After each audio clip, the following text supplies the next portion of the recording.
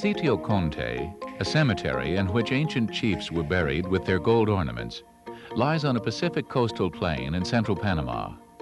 The site was not discovered until the early 1900s, when a river, the Rio Grande de Cocle, flooded its banks and cut a new channel, exposing several graves.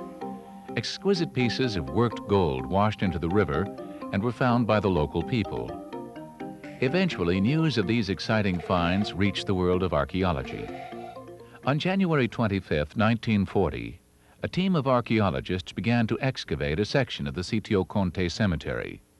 They were led by Dr. J. Alden Mason, then curator at the University Museum of the University of Pennsylvania. Mason had become curator at the museum in 1926.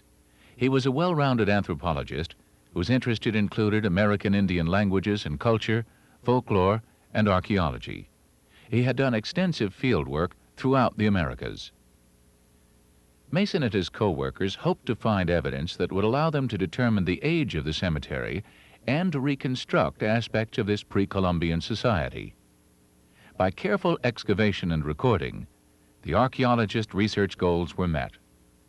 Although many examples of pre-Columbian Panamanian gold are found in museums and private collections today, most were not scientifically excavated. Many pieces of gold work were obtained through the illegal activities of looters and are without documentation. These artifacts are stripped of cultural meaning when removed from their archaeological context. But with proper documentation, a great deal of invaluable information about the past can be revealed. At Sitio Conte, each artifact was carefully exposed, recorded on film and on plan and section drawings, and after removal to the field camp, measured and described in detail. As a result, nearly 50 years later, we are able to use the expedition's records to extract more information about the people that used the Sitio Conte cemetery. In fact, much of what we know about ancient Panamanian society of 1,200 years ago is based on the evidence gathered at Sitio Conte. A gridded frame was designed by the project's photographer, Robert H. Merrill, to record accurately the location and relative placement of exposed artifacts. The use of the grid for photographing groups of artifacts saved many hours of time usually devoted to drawing them by hand. Duplicate exposures were taken of each group of artifacts, the first with the grid in place, the second without it, to reveal details without obstruction. Another photographic innovation was the use of 16mm color motion picture film to record the excavation's progress.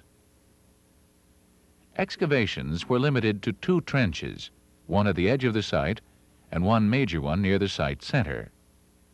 This larger trench was excavated to a depth of over 12 feet, exposing a series of burials throughout. Most of these were single graves, but 9 were multiple burials. The largest of these, called Burial 11, contained 23 skeletons accompanied by numerous whole and broken pottery vessels and most of the gold found at Sitio Conte. A large quantity of the gold was associated with one skeleton, apparently the chief occupant of the burial. This individual was covered with gold items, including necklaces of beads, cuffs, pendants, ear rods, and large embossed plaques. Burial 11 is one of the most spectacular found by archaeologists in the New World. The excavations ended on April 14, 1940.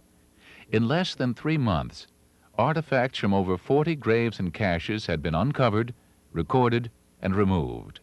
The excavations were refilled to return the site to its original condition. The final stage of the expedition involved packing excavated material for shipment to Philadelphia, where it would be analyzed, conserved, and exhibited. Workers packed artifacts carefully into crates, using palm fronds for packing material. The crates were loaded onto carts pulled by oxen for the first leg of the long journey. 3 tons of artifacts, including stone tools and weapons, pottery, and gold ornaments, were shipped aboard the SS Santa Maria and the SS Santa Lucia. Mason and his crew closed down their camp and returned to the U.S., thus ending the University Museum's excavations at Sitio Conte.